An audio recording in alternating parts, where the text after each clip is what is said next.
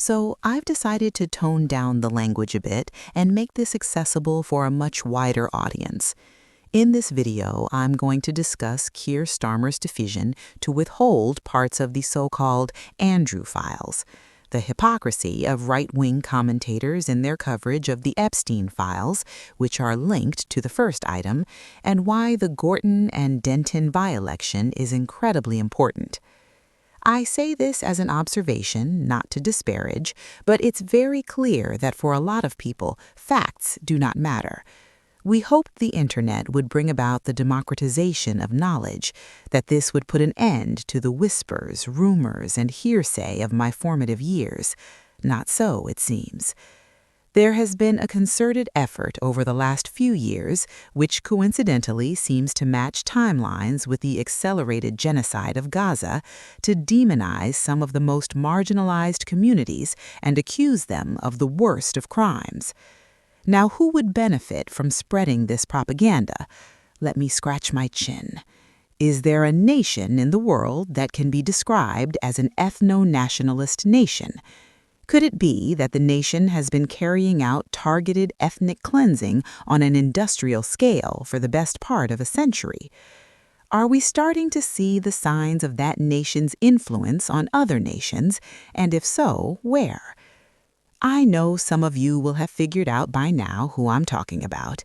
Of course, there are many of us who choose to deny the horrific scenes that have been broadcast across social media over the last couple of years. They simply deny it. It doesn't exist, according to them. But the deniers now face a problem that has spun out of control. Genocide is not a small thing. It was inevitable that those who witnessed this genocide in real time would splinter, regardless of their political views. And then there's the not-so-small matter of the Epstein files.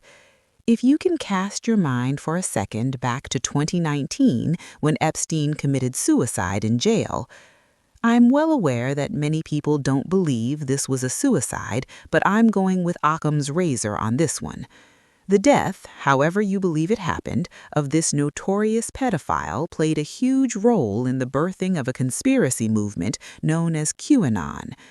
A mysterious figure known only as Q began posting on 4chan. Q told their followers that Donald Trump was the solution to all their problems, that he would bring down this shadowy cabal, that he would save the children. Q promised his followers that Donald Trump would unseal documents related to Jeffrey Epstein, and all the political figures, celebrities, and people in power in his network would face arrest. 7 years later, Trump is back in the White House facilitating a genocide in Gaza while destroying America at the same time. Q is nowhere to be found. But the demands to release the Epstein files never went away. In the end, Trump had to bow to the pressure, albeit by releasing a heavily redacted version of the Epstein files. But the sheer incompetence of the Trump administration means they were unable to hide the fact that Trump's name is mentioned in those files over and over and over again. For decades, people spoke of connections between Robert Maxwell, Robert Epstein, and the Israeli state, and the Trump administration failed to cover up that one too. You can't hide a genocide. You also can't hide a child trafficking ring that spans the globe and compromises some of the most powerful and influential people on the face of the earth. So let's return to the UK now and an upcoming by-election. The pundits say it's a two-horse race between Reform UK and the Green Party.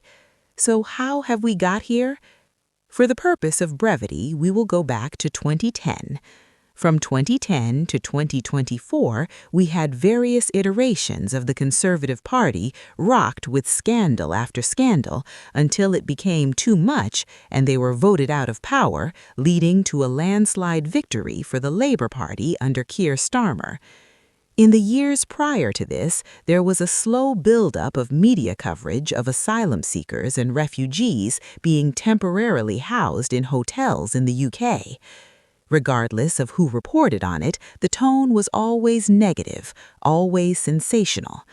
This very much resembles an editorial line agreed upon and approved by all the usual culprits, what I like to call the client journalism outlets. A highly dubious report was circulated in the press with the claim that asylum seekers and refugees were disproportionately responsible for CSA crimes in the UK. Admittedly, many prominent figures did attempt to debunk this, but the vast majority went with it. Far-right actors began to amplify stories of asylum seeker CSA, which led to full-on riots outside of hotels. I won't name the culprits. I don't want you to find these people. I don't want you to hear what they have to say because it is a lie. All of this has been highly beneficial for the stalwart populist right politician Nigel Farage.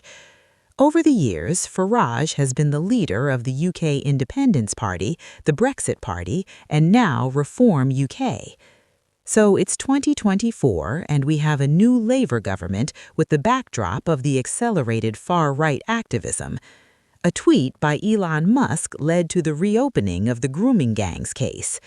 This is a horrific and tragic chapter in our history where thousands of young working-class girls endured the most horrific treatment. It is not to be taken lightly.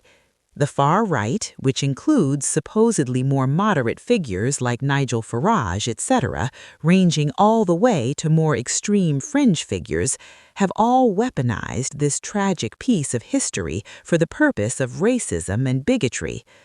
The current Labour government is very much like the Labour government of 1997 to 2009. They believe in triangulation, and therefore they always cede ground to the far right and turn it into horrific, cruel, performative policy. And yet it is never enough for the people they're trying to please. There's just one very big problem: the Epstein files. The recent tranche of Epstein files reads like a who's who of the darlings of the far right. They're all in there, either by association or by reference. It also features prominent figures intrinsic to both iterations of the Labour Party in recent times. If you look at the Labour Party and Reform UK, you see two parties that represent the very worst of political discourse: hatred, toxicity, hypocrisy, lies, false promises. There were moments of hope between 2010 and 2024 due to the Labour Party under Jeremy Corbyn and a resurgent Green Party, but they were crushed by the very people who hold the offices of power today. Jeremy Corbyn is still fighting the good fight, now with a new party simply known as Your Party. The party is going through some teething problems, which are often amplified and exaggerated, I don't know why, based on apparent differences between Jeremy Corbyn and Zara Sultana. The Green Party are arguably in the best place they've ever been in terms of electoral viability under the new leadership of Zach Polanski, who has moved the party towards a more working-class model. Zach has been very successful in connecting with the common man and woman, despite all the typical smears from the usual suspects.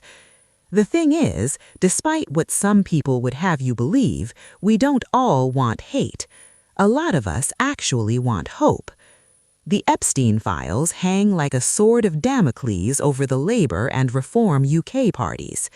In the case of Reform, it appears that the far-right rhetoric has come back to bite them, as a new party has emerged, splitting the vote between the supposedly moderate racism of Farage and the more extreme racism of a new party calling themselves Restore Britain. Don't you just love these names? Reform, Restore. What great examples of doublespeak.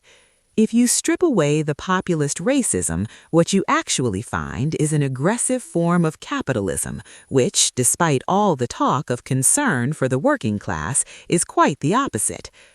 I won't be so bold as to claim that Restore Britain are unelectable, but their chances are very slim. That leaves Reform, who have been touted as the next government across the legacy media. The promises of mass deportation and an end to the welfare state may sound palatable to a certain section of society, but for the rest of you, it's bad news.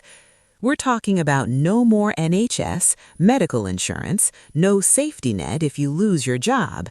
There will be many more billionaires. There will be just as many more homeless people in the UK. Mark my words. You could stick with Labour, and I'm not saying that everything the Labour Party has done is bad by any means. But in all honesty, they are something of a lame duck party now, who will always be easily steered in the direction of the far right.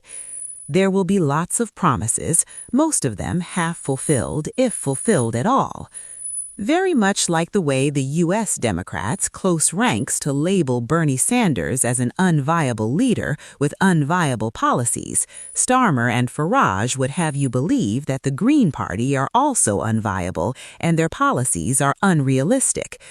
But neither Farage nor Starmer offer any kind of solution themselves. Let's zoom out here. Let's say you're on the fence. You might believe that, as Jim Ratcliffe claims, the UK has been colonized by refugees and asylum seekers, particularly Muslims. Do you imagine for a second that the white ethno-state that these people promise would be any kind of a paradise? If so, I would encourage you to study the history of the United Kingdom. Right up to the Second World War, when the UK was mostly white, there was a rich upper class and an underclass that lived in abject poverty. No heating, no job security, no food, not even clean clothes. That's how bad it was. There was no free health care at the point of entry. It didn't exist. Churchill rejected the idea of an NHS. Of course, you could look at the modern ethno-state. Let's take Israel, a pariah nation, despised by the vast majority of the world. Despite their cries of anti-Semitism, they are despised because of the fact that they are committing a genocide on the Palestinians, and everyone can see it. Even prominent right-wing and notoriously racist figures like Tucker Carlson can see it. The fact that Jeffrey Epstein is so intrinsically tied to Israel, the United States, the United Kingdom, and other nations is not lost even on some of the most ardent right-wing figures. Now, let's take a look at emerging ethno-states, like the United States. Under the Trump regime, masked thugs have been unleashed on the streets with the task of deportation, leading to death, physical violence, and civil unrest. As long as this thuggery and violence continues, people will resist it. There will be no peace. Recently, Reform UK have floated the idea of introducing a similar border force here in the UK that would also presumably carry out the same thuggery and violence.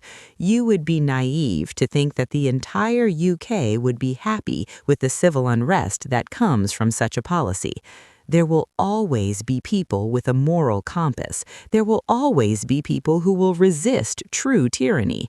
It is very unlikely that a British ethno-state will ever achieve the same level of solidarity that Israel has. Israelis are uniquely united in their hate for Palestinians. They believe, and they say it publicly, that they are the chosen people, and it is their right to take land from whoever they want. This is not the case in the UK.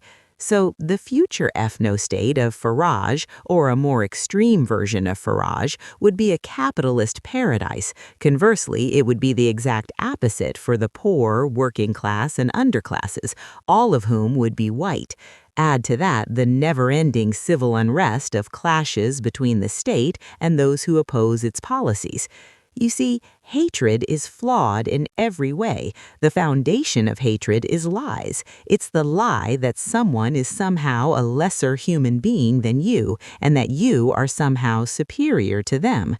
It's the lie that you represent a supposedly superior culture. Yet when you begin to examine this culture, you find so many flaws, so many discrepancies, because this is human nature after all. We are not perfect.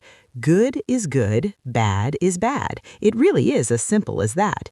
Anyone can choose to do good, and anyone can also choose to do bad. The Gorton and Denton by-election is a symbolic battlefield, a microcosm of the state of the UK. The outcome could and could not influence what happens in the next few years, but it is still symbolic of the struggle. This is not a battle of good people and bad people. It is a battle of those who choose to do good and those who choose to do bad. We don't need bad decisions and bad outcomes. We need hope, solidarity, togetherness, and positivity. Just a quick mention, yes, I am using AI in this video. I'm using it for the sake of ease, as I am not the most confident of public speakers. The important thing for me is that I get the message across. Maybe if only one person sees this video, I hope the message gets through to you.